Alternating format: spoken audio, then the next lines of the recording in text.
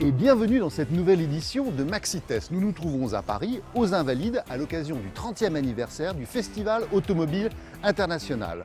Au programme, une ribambelle de trophées, dont celui de la plus belle voiture de l'année décernée par le public et non pas par un jury. Le Festival Automobile International propose également une exposition de concept cars que nous nous ferons un plaisir de vous faire visiter. Mais tout de suite, découvrons en images le sommaire de l'émission. Dans cette émission, nous partons à la découverte de la petite dernière de chez Jeep, la Renegade. Le Touareg se restyle, entre autres, et c'est dans Maxi-Test. La Fiat 500 se décline en crossover, la 500X. Enfin, nous essaierons la 208 GTI 30e anniversaire. Sans oublier les brèves. On appareille en direction des Alpes avec pour mission l'essai de la nouvelle Jeep Renegade qui revendique clairement son héritage militaire.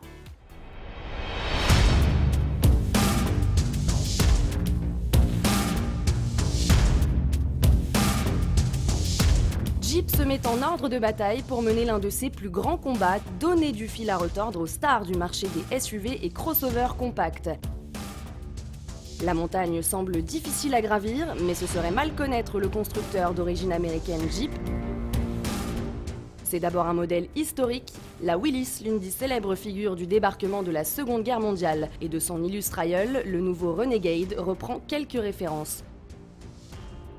À commencer par sa teinte, identique au modèle d'origine, ici baptisé justement Commando, puis les feux arrière enferment une croix, un clin d'œil au bidon de carburant de l'ancienne, et puis l'incontournable calandre à 7 lamelles entouré des phares ronds caractéristiques. Son allure plutôt cubique et visuellement massive lui donne un air robuste. Si la Willys allait à l'essentiel pour ce qui est de l'habitacle, le Renegade a heureusement modernisé son pactage. On retrouve tout ce que le militaire rêverait d'avoir dans son véhicule de patrouille. Une confortable sellerie cuir pour commencer, et les équipements les plus modernes comme une station multimédia à écran tactile avec toutes les connectivités qu'il faut pour profiter de son smartphone sans le toucher. Et pour la conduite, trop facile grâce à l'électronique, comme une alerte au maintien de fil et un régulateur de vitesse. Mais pour ne pas oublier les origines, les designers intérieurs se sont amusés à laisser des références ici et là, comme une Willys dans l'encadrement du pare-brise, la reprise de la calandre sur le montant de rétroviseur et sur les enceintes, et même une carte du désert de Mojave dans le vide-poche central. On s'attend donc à ce que le Renegade puisse aller taquiner la nature, même quand celle-ci se montre en colère. Les routes enneigées d'une montée de col ne lui font même pas peur, et tout cela grâce à la gestion de la transmission 4x4 à 4 modes, qui partage sur les deux trains automatiquement le puissant couple offert par le turbo-diesel de 140 chevaux. Contrairement au crossover urbain, le Renegade se plaît dans la boue et ne rechigne pas à grimper les chemins escarpés rendus glissants par les ténèbres de la montagne en colère. Ses confortables angles d'attaque et de fuite font de lui un franchisseur, comme on l'attend de ce constructeur spécialiste du genre. Qu'on se rassure, il se montre aussi un bon compagnon pour la balade. Sur la route, son châssis n'a rien du chewing-gum, comme certains 4x4 purs et durs. Il offre une polyvalence inattendue puisqu'il ne s'avachit pas sur ses appuis dans les virages malgré son centre de gravité un peu haut perché. Sur le mouillé comme sur le sec, la tenue de cap se tient sans trop bousculer les estomacs des passagers car une fois descendu de la montagne, on apprécie se laisser couler tranquillement sous le soleil matinal radieux des Alpes. Pour profiter de ce Renegade à l'aise en ville comme à la campagne, il faut logiquement signer un bon de commande plus cher que ses concurrents qui n'égalent pas ses prestations dans l'effort. Comptez 19 000 € de base en essence et déjà pas mal équipé, 30 000 € pour notre modèle d'essai 140 chevaux diesel.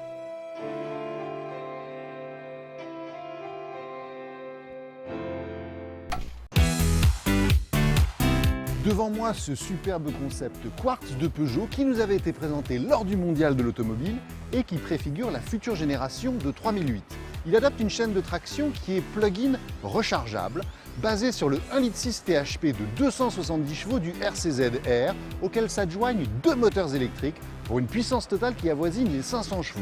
Tout de suite, on repart dans les Alpes pour découvrir le nouveau Touareg, restylé et remotorisé.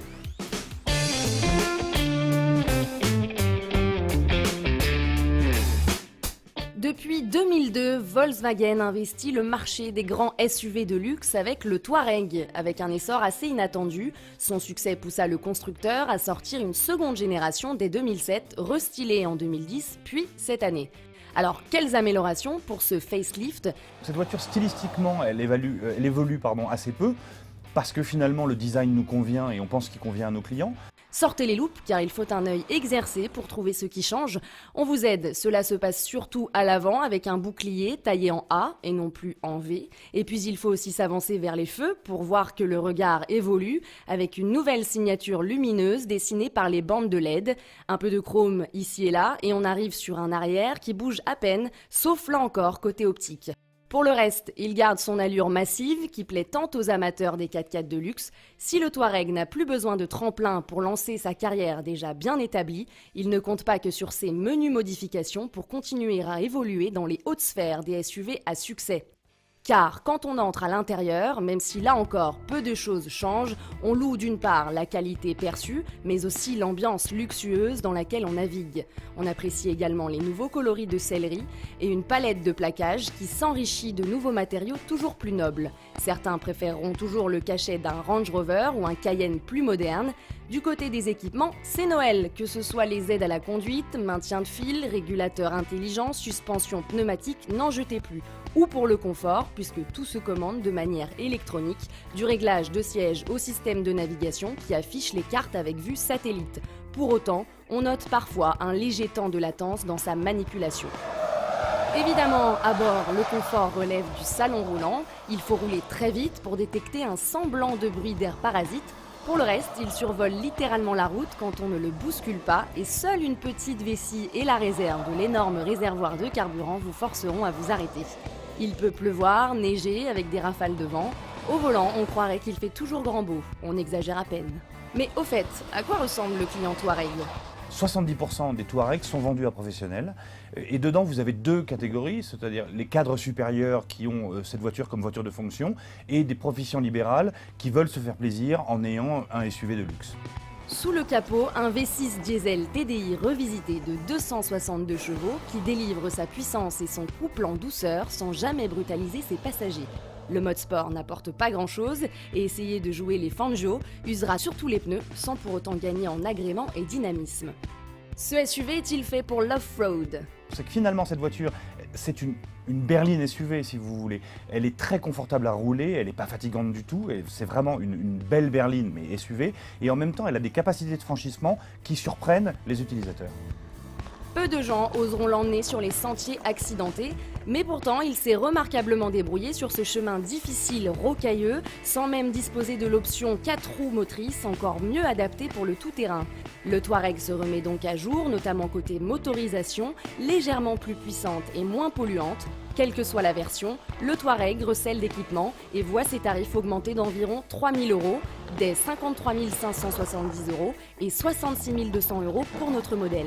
Une augmentation que défend le constructeur lorsqu'on l'interroge sur les évolutions tarifaires. Le tarif évolue facialement très peu, c'est-à-dire qu'il va de environ 50 000 € à plus de 90 000 pour les versions très hautes, mais on a remis à l'intérieur des équipements à hauteur de 8 à 10 000 € d'avantages clients, c'est-à-dire d'équipements offerts pour un prix comparable à la série précédente. Du coup, Volkswagen s'en va sans complexe titiller des blasons plus prestigieux en attendant le remplacement de son modèle flagship dans quelques années. On retrouve le concept Q80 Inspiration qui nous avait été présenté au Mondial de l'Automobile à Paris et qui préfigure le futur des gammes Infiniti. Tout de suite, c'est les brèves.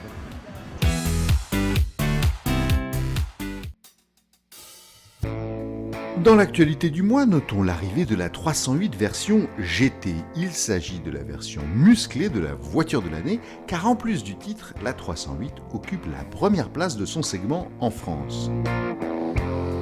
Extérieurement et intérieurement, le véhicule est plus racé encore, mais l'essentiel est plutôt sous le capot. Alors, comment la caractériser ?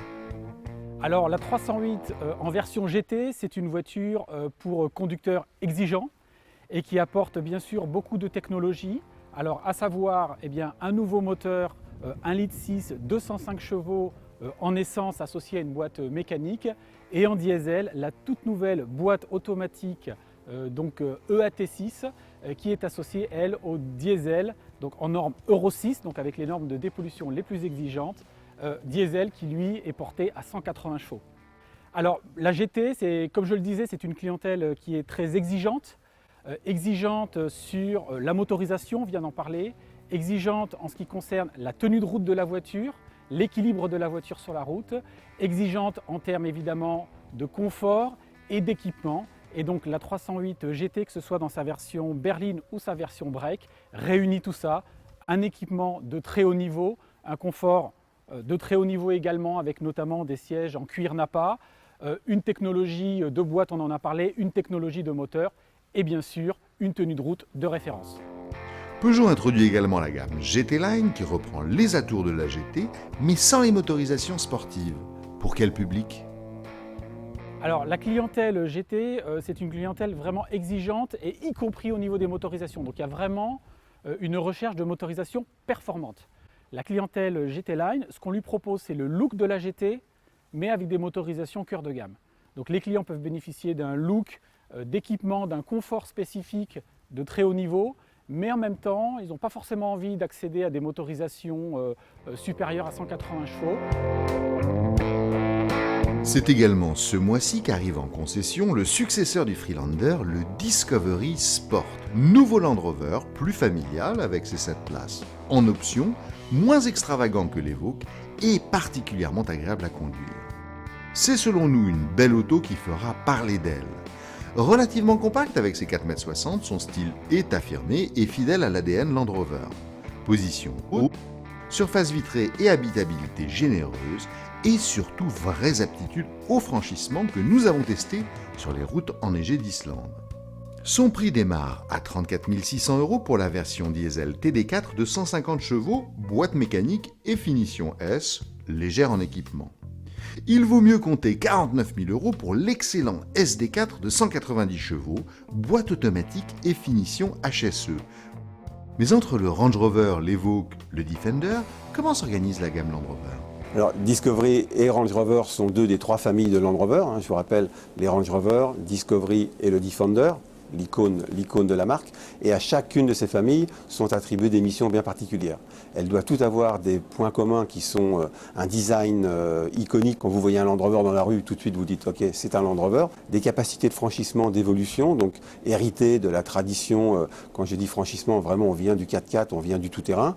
Les voitures ont évolué progressivement sur des voitures avec des connotations plus routières, plus citadines. Le Range Rover Evoque en est un excellent exemple, de par son design, de par sa compacité, mais toujours avec des performances tout-terrain de franchissement. Après, un côté polyvalent, capable, donc là on est vraiment dans la famille Discovery, le fait que la voiture soit destinée à la famille, qu'elle soit capable de tracter des charges lourdes par rapport à sa catégorie en fonction de la taille de la voiture, qu'elle soit capable en tout terrain, qu'il y ait des rangements un petit peu partout, qu'elle ait des sièges qui soient modulables et qu'on puisse, comme le Grand Disco, plier tous les sièges dans le plancher et quand vous arrivez à destination, vous dépliez tous vos sièges qui sont encore là. Le fait d'avoir le fameux étagement des sièges, donc tous les sièges sont du premier rang au deuxième, voire au troisième quand il y en a un, toujours décalés un petit peu en hauteur pour que les passagers aient une vision panoramique au-dessus des gens qui sont assis devant eux. Donc ça c'est une caractéristique des Land Rover en général, mais du Discovery en particulier. Entre un Range Rover Evoque et un Discovery Sport, il y a vraiment un qui est destiné à attirer les gens pour le côté luxe et premium, et puis l'autre pour le côté polyvalent et pratique. Les deux diesels TD4 de 150 et SD4 de 190 chevaux ne sont malheureusement pas assez efficients pour échapper au malus en France, respectivement 900 et 2200 €. Pour réduire les prix d'accès et éviter le malus, le Discovery Sport sera également bientôt disponible en 2 roues motrices.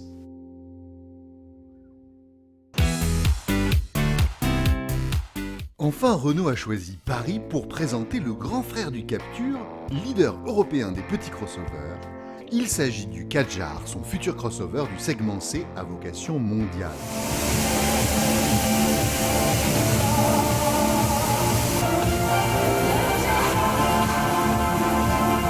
Rappelons que ce segment est le plus dynamique du marché. La plateforme et les motorisations sont communes à l'Alliance et plus particulièrement au Qashqai. Avec une garde au sol élevée, le grand choisit de jouer sur la douceur autant que sur la force, en dessinant des lignes.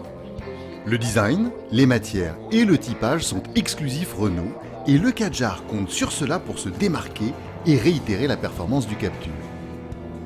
À la question de la possible cannibalisation entre Qashqai et Kadjar, notre hôte nous explique que que l'intentionniste Renault, comprenez celui qui est sur le point de signer un bon de commande, hésite généralement entre des marques européennes. Alors que chez Nissan, l'hésitation se fait plus souvent entre des marques asiatiques. Il n'y a donc pas de risque de ce côté-là. Il arrivera à l'été 2015, il proposera également le coffre le plus grand de sa catégorie. Enfin, à la différence du Qashqai, il se déclinera probablement en version 7 places, mais pour cela, il faudra attendre quelques années. Les tarifs seront dévoilés au printemps. Alors, on retrouve ce concept de Giugiaro qui avait été élaboré pour les 30 ans de la marque en 1998. 30 ans de Giugiaro, 30 ans de Festival Automobile International. On va rester en Italie pour essayer la petite cousine de la Jeep Renegade, puisqu'elle utilise la même plateforme pour un résultat très différent. Il s'agit de la Fiat 500X.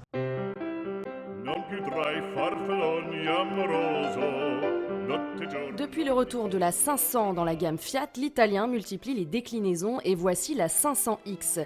Première née de la fraîche collaboration avec Chrysler, la nouvelle venue partage ses dessous avec la Jeep Renegade. Le petit crossover transalpin ne compte pas pour autant oublier ses fondamentaux, le chic, le charme et le design. En s'appelant 500, évidemment, il fallait faire le lien et cela se voit. De la petite citadine, elle reprend globalement le style, à l'image des feux, mais avec des formes toutes plus gonflées, plus longues, elle semble du coup beaucoup plus ramassée et fait moins pot de yaourt. La recette fonctionne, le charme opère dans les rues de Turin, où les curieux se sont approchés pour observer la dernière fierté de la région. Malgré sa garde au sol légèrement surélevée, finalement, la 500X ressemble plutôt à une compacte classique version 500. On ne se doute pas vraiment que la voiture puisse avoir un quelconque point commun avec la sauvage Renegade, et cela se ressent encore moins à l'intérieur, où là encore, le charme à l'italienne initié par la 500 agit. On ne peut pas lui reprocher d'être austère, pour un peu que vous fassiez un choix audacieux en termes d'association de coloris. Les courbes latines des différents plaquages laqués font leur effet, elle s'inscrit parfaitement dans le chic prôné par la 500 et ses rivales Mini. Compte tenu de son design, il faut composer avec un habitacle non pas réduit, mais des concessions sont faites sur le coffre et la banquette qui, rabattue, n'offre pas un plancher plat. À bord, quel que soit le mode choisi, confort ou sport, la 500X se montre plutôt ferme. Cela pénalise sensiblement le confort, mais certains apprécieront qu'elle ne flotte pas sur la route. Notre turbo diesel 1,6 litre de 120 chevaux se montre plutôt volontaire, servi par une boîte bien guidée, mais légèrement accrocheuse sur les premiers rapports. En haussant le rythme, la direction moins légère gênera les fangio.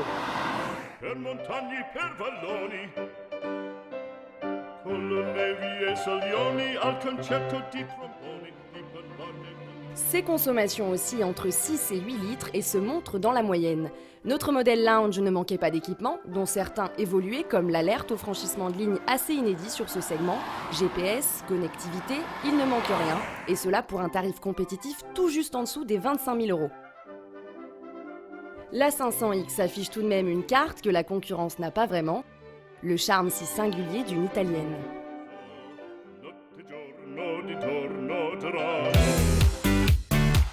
On retrouve le concept XL1 qui nous avait été présenté à Genève et qui préfigure certainement, tant au plan de la ligne que de la technologie, ce que sera l'automobile de demain. Tout de suite, nous allons nous rendre à Dreux, sur le circuit de l'Ouest parisien, pour l'essai de la 208 GTI 30e anniversaire, et nous allons voir qu'il s'agit bien plus que d'une simple série spéciale.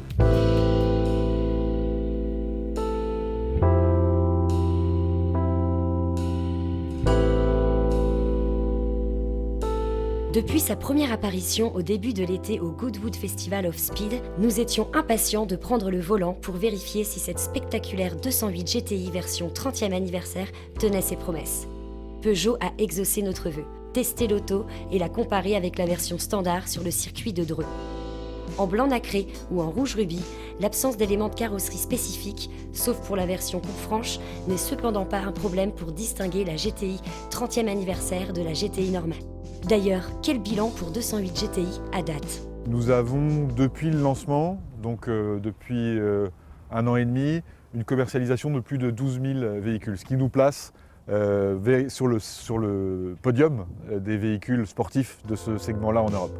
L'assise de la voiture, plus basse de 10 mm, des voies plus larges et des jantes spécifiques noires mat changent notamment l'allure générale. Le traitement noir mat qui remplace les chromes, en particulier sur la calandre et sur les passages de roues, rappel nostalgique aux extensions d'ailes de la 205 GTI, permettent de la reconnaître. Sobriété peut-être, mais discrétion sûrement pas avec la livrée bicolore, et même bimatière, signature de cette série. C'est une chose que d'en affubler un concept de salon, c'en est une autre de la mettre en vente. On verra si les acheteurs osent cette intéressante coupe franche oblique, comme l'appelle Peugeot. D'ailleurs, quelle est la cible pour cette auto? La 208 GTI, c'est véritablement la régénération d'un mythe qui est la 205 GTI. Alors évidemment, nous visons également des clientèles plus jeunes, mais globalement, je dirais des clientèles de passionnés d'automobile. Le traitement intérieur, à base de noir et rouge, est très réussi.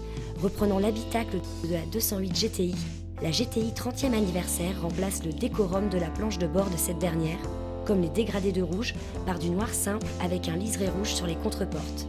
Les tapis de sol rouge contrebalancent le noir du reste de l'habitacle. La grande différence concerne toutefois les nouveaux sièges baquets signés Peugeot Sport. Très enveloppants, ils restent à l'usage très confortables. Peugeot revendique l'intervention de Peugeot Sport sur les éléments mécaniques, à commencer par le moteur qui gagne quelques chevaux pour culminer à 208, clin d'œil au matricule de l'auto, et un couple de 300 Nm, soit 30 de plus que la GTI. La boîte de vitesse manuelle à 6 rapports et le différentiel à glissement limité sont en provenance directe de la RCZ-R. Ce différentiel associé à des réglages spécifiques des trains roulants offre un vrai gain de motricité. Et la suspension plus ferme et les voies plus larges permettent un placement plus précis et réactif que la 208 GTI. Les Brembo à 4 pistons vont dans le même sens. À partir de 28 900 €, la GTI 30e anniversaire est 3 800 € plus chère que la GTI normale et se rapproche de la Mini Cooper S, pack JCW. Ce n'est pas illogique si l'on considère le travail sur la voiture et les équipements. Avec des évolutions mécaniques importantes qui sont évidentes dès que l'on prend le volant, la 208 GTI 30e anniversaire est beaucoup plus ambitieuse. Quels sont ses objectifs? On a effectivement un volume prévu par la marque, mais je crois que nous sommes plutôt amenés à dépasser ce volume puisque les premières prises de commande sont assez largement au-dessus de ce que nous avions imaginé. Si le constructeur n'avait pas tenu à conserver le Magic Badge GTI, elle aurait pu tout aussi bien s'appeler 208R, puisque l'évolution est tout à fait dans l'esprit de celle de la RCZ du même nom. Et bien voilà, cette émission touche à sa fin. Nous vous donnons rendez-vous le mois prochain pour retrouver toute l'actualité automobile. D'ici là, à bientôt sur l'antenne de Motors TV.